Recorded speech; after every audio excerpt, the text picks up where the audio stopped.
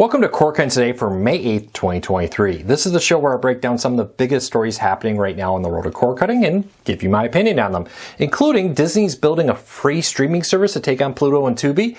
YouTube TV is reportedly the 5th largest TV provider in the United States for live TV, and NBCU is shutting down more networks.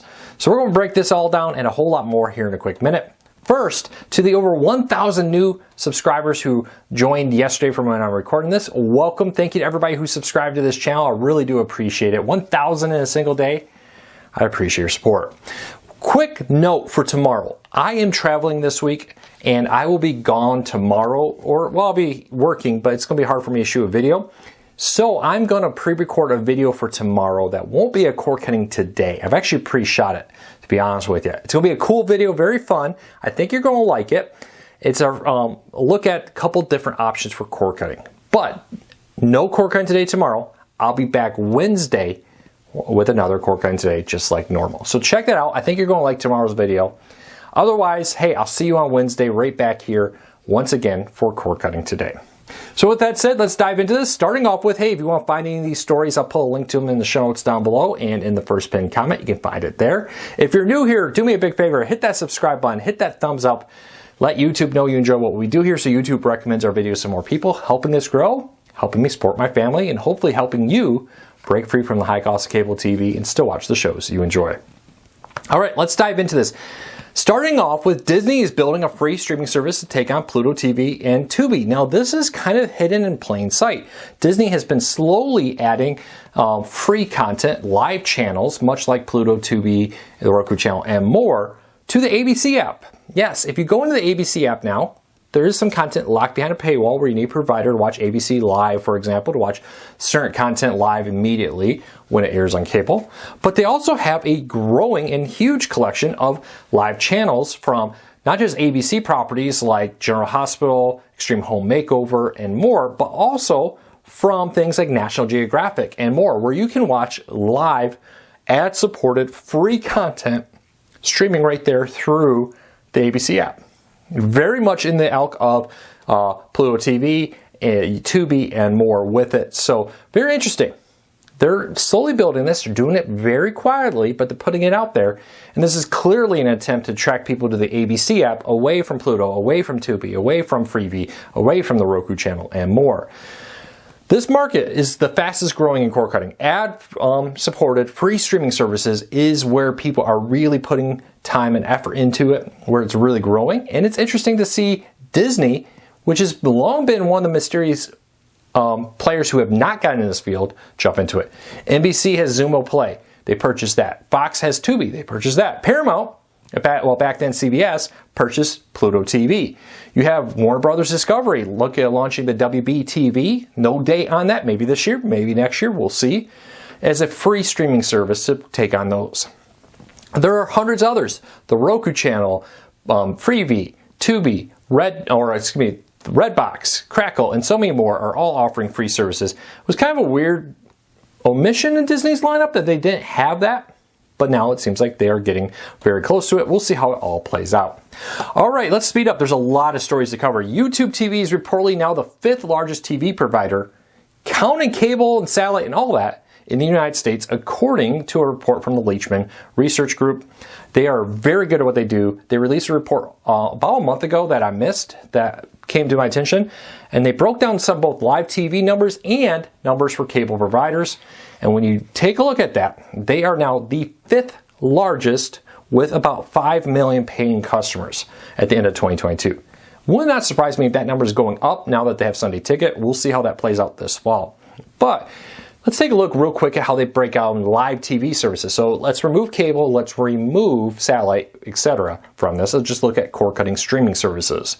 YouTube TV has 5 million, Hulu with Live is 4.5, Sling has over 2.3, and Fubo has 1.4 million with that. Very interesting numbers here to see how this all plays out with it. But there is one catch here. There's an asterisk on DirecTV Stream. Leachman did not separate DirecTV Stream from DirecTV. Combined, they have about 13 million. In 2019, DirecTV Stream reportedly peaked. The number I could find that they reported at the peak was about 1.86 million. Has it gone up? Has it gone down? We don't know. AT&T is not reporting numbers, and the Leachman did not break that out. But does it surprise you that YouTube TV is now the largest cord cutting one and the 5th largest in the country, period, with it? Let me know. In the world of Netflix having a very interesting history, Netflix is 20-some years old. They reportedly one time attempted to sell to Blockbuster at what was probably a very good deal when you look at it in hindsight. They helped build Roku's, and they at the last minute said, no, we decided that's a bad idea for us to be in the hardware business. Here, take this streaming player back to Roku and release it as a Roku. And now we have Roku, thanks to Netflix with that, but they don't own Roku with it. Well, now Marissa Mayer, I hope I said that right, the former CEO of Yahoo, did an interview with the Tech Brew, a very interesting interview. I have a link to all this down below. If you want to see her whole interview, it's very fascinating. But she talked about her time as CEO at Yahoo and said when they purchased Tumblr back in 2013, so 10 years ago, they had considered buying Netflix and Hulu. Netflix was reportedly worth $4 billion and Yahoo was worth $1.3 billion, or Hulu was worth $1.3 billion, excuse me. But for some reason, they decided that Tumblr was a better deal. Remember, back then, Tumblr was huge. It was growing, was seen as the next Facebook for $1.1 billion. Now, she said I thought that was she was very honest in this interview, and I love it when tech CEOs in the ability to no longer be in the role, look back and be honest is very interesting. But she says, and either of those would, with hindsight being 2020, would have been a better acquisition, referring to Hulu and Netflix. It's very interesting to think about. Netflix could be owned by Yahoo. And let's be honest, Yahoo would probably be very different. In 2017, they were purchased for just $4.5 billion by Verizon and later spun off to a equity group. But can you imagine either Hulu or Netflix owned by Yahoo? Yahoo probably would still be its own company, but would either be nearly as successful? That's my question to you for the day. If Yahoo had bought Netflix or Hulu, do you think either service would have been as successful? Do you think Yahoo would still be an independent company, or would they still have sold themselves off? Leave me a comment, let me know. All right, deal of the day. Fire TV Sticks 4K Maxes are on sale for $34.99. This is an amazing price for Fire TV Sticks. Check out the show notes down below and in the first pinned comment. This is the lowest price this has ever been at. It's a very powerful streaming player. It's what I'm standing in front of right now. This is a Fire TV Stick 4K Max in front of me with that. So let's keep moving along. The CW is going dark in 8 major markets. The CBS, who still owns a very minority share in the CW for now, has announced that in 8 markets, including Detroit and many others, they are going to drop the CW later this fall. Now, there's very likely, now that Nexstar is the majority owner, that Nexstar in these markets will either try to pick it up for themselves or find another partner to replace the fact that CBS is dropping Nexstar stations in Philadelphia, Detroit, Atlanta, Pittsburgh, Tampa, Sacramento, San Francisco, Seattle, and Tampa are all going dark on September 1st, 2023. Now, right now, Warner Brothers and CBS have a minority stake in the CW. Nexstar owns the majority. I believe as soon as next year, Nexstar has options to purchase the remaining shares of either CW and Warner Brothers with that. We'll keep a close eye on this, see how it plays out, but it'll be interesting. Now that there's new owners, it's very possible the CW will be making some big changes coming up. All right, Fubo reported earnings last Friday and they lost 160,000 subscribers. I briefly said they added, and Fubo got me. The wording on the press release was a little misleading. It was year over year they added 130,000. But from the end of the fourth quarter of 2022 to the end of the first quarter of 2021, they lost 160,000 with that. This comes from their earnings.